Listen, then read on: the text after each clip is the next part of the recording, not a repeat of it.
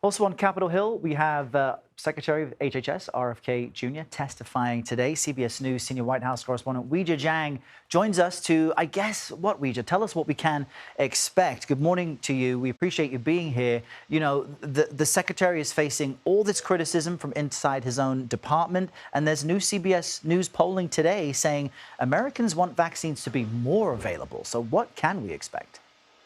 That's right, Errol. Well, this hearing is extremely timely. It was actually already on the books before the controversy started to really unfold with the firing of the CDC director and those other high-profile departures from HHS. And it's technically supposed to be about the president's 2026 healthcare agenda, but you can be rest assured because senators from both parties have already said as much, that they're really going to drill down on getting some answers with regard to vaccine policy, with regard to his vaccine statements, and about those people who left and why.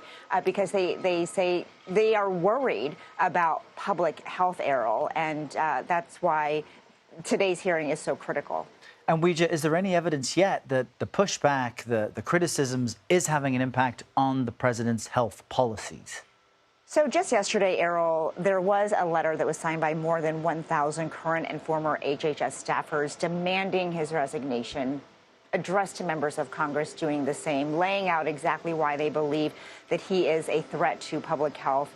But, you know, as often is the case with letters like this, Errol, it's not so much about a direct plea to the people who are addressed on it, but rather so that the public can become more aware of this. And it can start some sort of a movement, is the hope that those people will then in turn contact the administration, contact lawmakers to really get some momentum going to draw light to why they believe he is a threat to public health. But the HHS and CDC also responded to this and said, look, the healthcare system here and the agencies have been broken for a long time, and it's going to take time to fix that. They say that's exactly what Kennedy is doing. And they also suggested there could be more personnel changes to come.